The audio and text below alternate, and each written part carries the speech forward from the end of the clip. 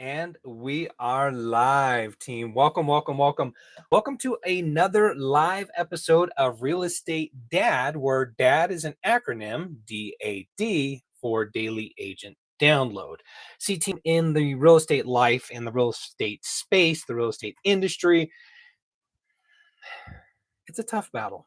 It is day in and day out. It is a tough battle. It's an amazing industry to be in, and these conversations are powerful. Whether you are in the real estate industry, whether you are just an entrepreneur in general, mortgage industry, title, anything on the fringe.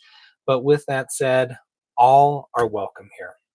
We are continuing our 9-part series on how to create a top producing real estate business. And today is module number 5. So we are more than halfway done. This is module number 5.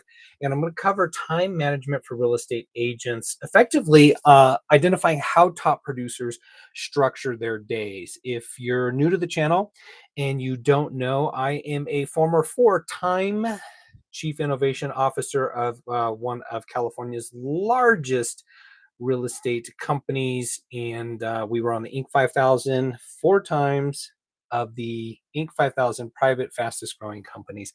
Certainly something that I enjoyed doing. It was a great season. And through that period of time, I've learned so much time, effort, energy, knowledge, system, strategy, solutions, everything to provide to agents. And at the end of the day, team, I just love to train, and I'm here to support you in your business and help you grow your business. But let's talk about time management. I've been doing a lot of these modules as we prep and we put this course together, and it feels like I've been talking about this particular topic over and over and over again. In fact, I had to review my notes and I thought, man, have I already covered time management? But time management is such an integral part of all aspects of real estate and entrepreneurship as a whole, and well, business as a whole. Well, who am I kidding? Life as a whole. We can't control time. We don't know how much time we have. Um, we certainly can't control it, but what we can control is our behaviors in relationship to the time that is available to us. There's so much in life that we can't control, but what we can control is our daily activities in relation to time and how we apply it towards our business. Now, most real estate agents remain stuck in this reactionary loophole, if you will, hamster wheel. That's a better analogy. Most agents are stuck in this reactionary hamster of responding to clients' needs, emails, text, phone calls. Be at this meeting. The office meeting is at this time. Can you show property at this time? That's actually a good reactionary, but they're just stuck in this reactionary hamster wheel, that they're working long hours. And trust me, team, I was there for many, many years until I started following this exact system that I'm going to share with you. And this exact system that I'm going to share with you has been shared, taught, programmed into, refined with some of the nation's top real estate professionals making well over $1 million plus per year. So this system is no joke. It is something that, well, stick around. It's powerful. So the fact that a lot of agents, most agents in the industry, have no clear structure, they're not able to gain any real momentum. There's this kind of open an escrow or two and then nurture those escrows and then fall off and then go through that lead generation phase and then open another one and then maybe close that and then fall off. There's 12 months in a year. And if we do that for every 30, 60, 90 real estate cycle, you really only have, maybe 6 to 4 peak periods throughout the year where you close, a deal or two. And luckily in real estate, the transactional commissions are so large that we can get away with only peaking 4 times per year, maybe 6 times per year, because at an average of $10,000 per commission check, insert your number, 10,000, 20,000, 50,000 per check, whatever it is, but peaking 4 to 6 times per year with a deal or two, lands most agents at around, let's hope optimistically 50, 60, 70,000, maybe as much as 100,000 per year. But the agents that go 100,000 plus, $250,000 plus, and $1 million plus institute the systems and the strategies to make sure they're leveraging every single minute of their day, but not in this, I can't breathe, I'm going a million miles an hour. No, in a fashion and approach that where my attention goes, I move the needle on growing my business. I don't spend time doing things that aren't productive for my business. Yes, there's time to work in your business and there's times to work on your business. But a majority of the time for you as the CEO of your business is to work on your business, growing your business. So, want to talk about what an ideal schedule looks like and how the time blocking works out. If you've watched any of my other videos, you'll see similar variations on this. Now, my times aren't going to be exact. It's not always 7 a.m. to 8 a.m. you do this, and from 12 p.m. to 1 p.m. you do this. No, we're all human. There's variances we need to make in our schedule. We got family, we got kids, we got emergencies that flare up. We all have different REM cycles and sleep cycles. So there's certainly an adjustment that can be made to these. But what I'm offering you is a schedule that has a high emphasis on proactivity, a low emphasis but necessary response to being reactive, and allows you to squeeze it in 8, 9, maybe 10 hours a day occasionally, giving you ample time to rest, to recharge, spend time with your family. And most importantly, team, when you are at work, work. And when you are at home, be home. Be present at home, be present at work. Don't be at work goofing off and then carry that mindset and that anxiety of what you didn't get done with you home, and don't be at home thinking about work. So handle your business when you're at work. And then when it comes time to disengage, yes, we don't punch a clock in real estate, but we do have the ability to disengage and set those professional boundaries with our clients. And when we set those professional boundaries and it's time to disengage, by all means, disengage. First things first, team, get up early. Get up early. Whatever early looks like for you, make sure you're getting 7 hours, at least 7 hours sleep per night, seven, sometimes eight. Me, I like 9 hours, but make sure that you are getting ample sleep. Get up early, 5 in the morning, do something physical, mental, and spiritual for yourself. That could be an intense workout for some of you. For others, that might just be a nice stretch routine. Everybody can stretch. There's no excuses for that. Flip on YouTube, watch a stretch video, stretch. Do some more formalized yoga or Pilates at home, or go to the gym. Whatever floats your boat, just get up and move. Do something for your body. This is a long game. You need longevity as well. Health tends to go hand in hand with longevity, and this is part. And the reason I'm starting with this is because it's part of time blocking. We need to time block for ourselves first and foremost, and then color in the lines with everything else secondarily. So get up, move. Also, do something for your mind, for your spirit, whether that's journaling, reading in your Bible, doing simple meditation, whatever serves your mind, expand your mind. Maybe it's watching some of these YouTube training videos. The lead generation playlist is a good one, and just expanding your mind and putting yourself in a position of state and growth, both physically, mentally, and emotional. So that allows you to get out the gate strong. And then when you hit the desk at 7:30, 8:30, whenever you hit it, go right into prospecting. Go right into prospecting when you are fresh. The prospecting when you are fresh will allow you to, one, be sharp in your conversations. Two, you'll have a high energy level. Chances are your morning coffee and the rise from that has not subsided yet at that point. And do your prospecting, do your for sale by owners, your expired, your circle prospecting. Uh, Letting folks know that you're doing an open house, whatever the case may be, and do that for the first couple hours per day. And I'm keeping this loosely defined because I want you to color in the lines on what works for you. But here's a rule of thumb: 1 to 3 hours of positive, proactive prospecting in the morning. The reason I say 1 to 3 hours and there's such a wide variance is how committed are you to that time period? I mean, you can sit there 3 hours and scroll on Instagram and not do anything, or you can have a highly effective 1 hour session. Two, how effective are you with your conversions? Does it take you 100 contacts to schedule an appointment, or does it take you 20 contacts to schedule an appointment? So, with that said, you need to adjust that time. Rule of thumb is if you are newer, you're not converting at a high level, and you don't have a lot of business going on, that you need to do more prospecting. If you are converting at a high level, then naturally you can shorten your time because you're getting more done in a shorter period of time. You're working, well, smarter and more efficient and not harder. But in the beginning, you got to work hard. The hardest part of a rocket taking off is the very beginning and getting off the ground. And then once it gets up into the stratosphere and the atmosphere, upper echelon of the atmosphere, then it can kind of use less energy. Same thing with your efforts. When you're new to the business or you're not as scripted and not as strong with your conversion, you got to work harder and also learn at the same time, which means you're working doubly hard. And that allows you to get the skill set that allows you to work smarter and not harder. But all that to say, prospect 1 to 3 hours in the morning.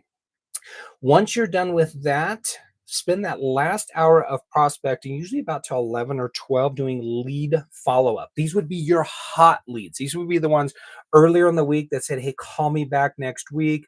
We have a lot going on and don't really want to think about it this weekend. Or yeah, we do want to go look at properties this weekend. So give us a call before the weekend and we'll pin down that appointment. Maybe you have to call some of your properties that you're going to show and make sure and schedule those appointments. That's kind of some proactive lead follow up to get that out the gate. So your whole first half of your morning is dedicated to lead generation and lead follow up. Another lead follow up might be one of the systems I preach on and teach on and create is creating the $1 million referral system. And that is linked in the playlist below the lead generation playlist. And in creating a $1 million referral system, if done correctly, you're going to have a lot of leads that are coming from your referral source, and you need to time block and you need to be on top of those very quickly, speed the lead because they're coming from your referral source and you don't want to sit on those and you don't want to disappoint your lead source. So you need to block that time frame for lead follow-up. So there's lead generation, which are new leads, and then there's lead follow-up for the stuff that's coming from your referral based or people that said, hey, call me back. Well, after that first half of the morning, take a break. Go get something to eat, go for a walk, go put your feet in the sand or the grass, get grounded, catch your breath. Do some breath work, just something to get recentered back into your mindset of where you need to be because you have the second half of your day to attack. And don't go, go, go, go. You do have to take a little bit of a sabbatical, a little bit of a break and recharge. And then as you enter the second half of your day, be focused on your appointments and your showings. That could be your listing appointments. That could be going on your buyer appointments. If you don't have listing appointments or buyer appointments, that's not an excuse to do nothing. That's not an excuse to sit in the office or sit on your computer and scroll through Instagram. Mm-mm. We have to continue to be productive. So one thing I highly recommend is if you don't have any buyer appointments or you don't have any listing appointments, schedule an open house. Have open houses during the week. Not open houses don't have to be reserved for the weekend. Open houses can be done at any time. We live in a whole different era now, team. Open houses used to be reserved for the weekend because people typically went to an office, worked a 9 to 5, worked a traditional 8-10 hour workday and only had weekends off. Well, we live in a 24/7 life now. There's always movement and flexible schedules. A lot of people work from home. I don't know if you've noticed, there's more people out on the streets during the week than ever. And on the weekends, people tend to be busy with sports, errands, and social items. So during the week is actually a really good time to do an open house because people are still in that GSD, get stuff done mode, and they're still in that business mindset. So the ability to have open houses, usually late afternoon, is powerful, but not only because there's a fair amount of people out and about, but two, you are able to put up all your open house signs, all 30 of them, all 40 of them, all 50 of them.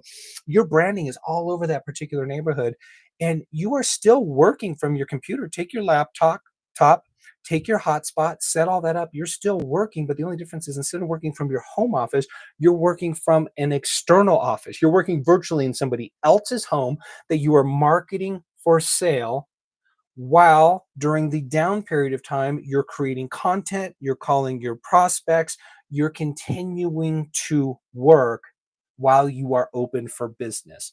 That is 1000% the most powerful thing you can do for yourself, but it works into your time schedule because doing that a couple times per week in the late afternoon is extremely powerful.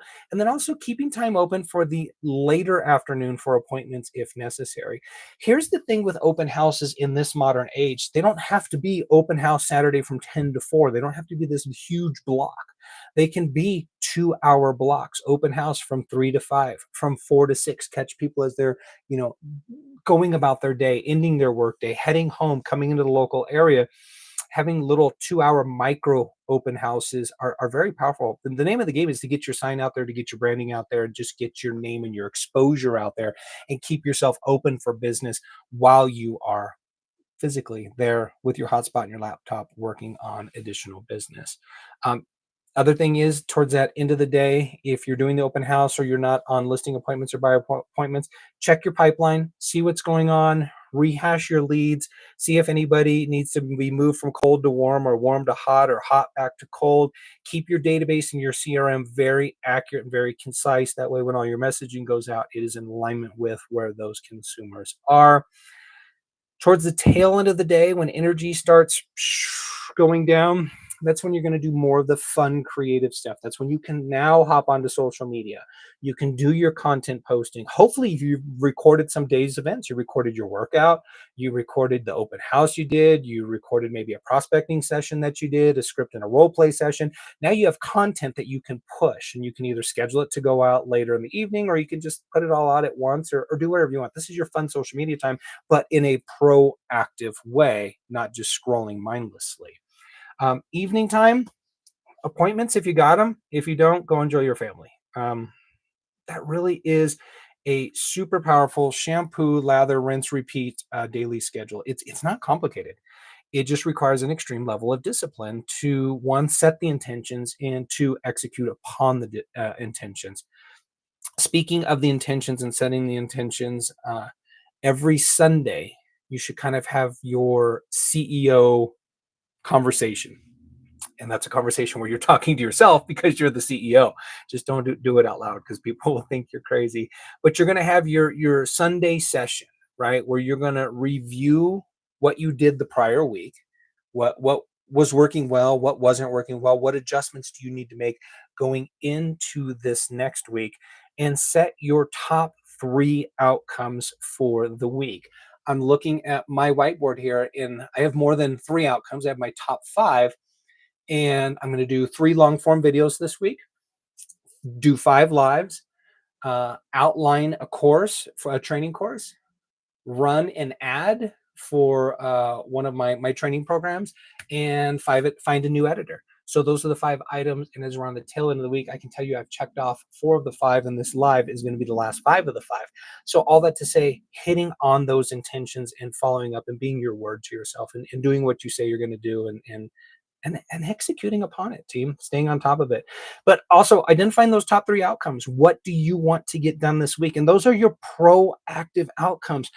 Paste them, put them on a whiteboard, put them in front of you, because what's going to happen is life is going to come and it's going to start pawing at you. It's going to start coming, grabbing you, pulling you away from what it is that you want to do. It's going to pull your attention away from what you want to get done. Everybody else's puts their needs, their wants, and their desires ahead of you. And I'm not here to judge, that's fine. But we need to protect our own interest in the things that we want to get done as well. So we have to put up some professional and then some personal boundaries in order to get things done. But we have to know what we want to get done so that we can measure what it is that we got done in any given week. I mentioned this earlier, book all your appointments with yourself first, whether that is your physical fitness time, your learning and education time, your family time, your date time with your spouse. Make sure that stuff is scheduled ahead of time, and then you fill in the blanks on everything else. Don't schedule your work stuff first and then give yourself and your family your leftovers. No, give everybody else the leftovers. Give your work the leftovers. Give your family, yourself, your mind, your body, your heart, and your soul your fresh mindset, your fresh priorities. You can also automate. I don't want to go too far into this because it can get confusing, but if you want to use a Calendly for booking, use a Google Calendar, just have some sort of calendar. I literally use one of those big desk calendars. I'll put a checkbox on when I get a workout. I'll put another checkbox in a different color when I do a video. I just keep track and I keep stacking up those check boxes because I know that is building consistency, and consistency is, well, it's the king of everything. So with that said, team, that's it. That schedule is pretty wide, but if you notice, it's really chunked down. We can split hairs on the times. Really, no need to. What it boils down to is getting up early and moving, feeding your mind, body, soul, and spirit. Using that first half of your day where you're fresh for just prospecting and staying on top of your prospecting, and then that second half of your day going on appointments and or hosting open houses. Productivity for yourself in the morning, lead generation, lead follow up, appointment time. If you can remember those three pillars and you can kind of color in the lines on what lead generation systems you're going to use and what you're going to be doing during that period of time, as long as those things are being done during that period of time, you've just kicked some serious butt. With that said, team, I want to remind you that success leaves clues. Success does not happen by accident unless you happen to get a lottery ticket, and we all know the odds of that. But you are the lottery ticket. You have the ability to create massive amounts of revenue, especially in this business that we're in. I've seen it year over year, time after time. Agents just making massive amounts of income and living balanced lives, all because they followed the systems, they followed the strategies, they have the discipline to follow through. So, link below are my favorite playlists. They're certainly binge worthy. Watch them while you're on the treadmill in the morning, and yeah, get after it. Just remind you, team, that you are powerful. My role and my goal with doing these trainings is to help shed some light and enlighten you and give you some tools and some strategies so you can just realize how powerful you are, because sometimes all we need is just somebody to believe in us, somebody to give us a little nudge, and maybe a little tip, trick, strategy, or nugget to get started and build a little confidence, just for us to truly realize our true power. So with that said, get out there, get after it, and we'll talk soon. Bye bye, everybody.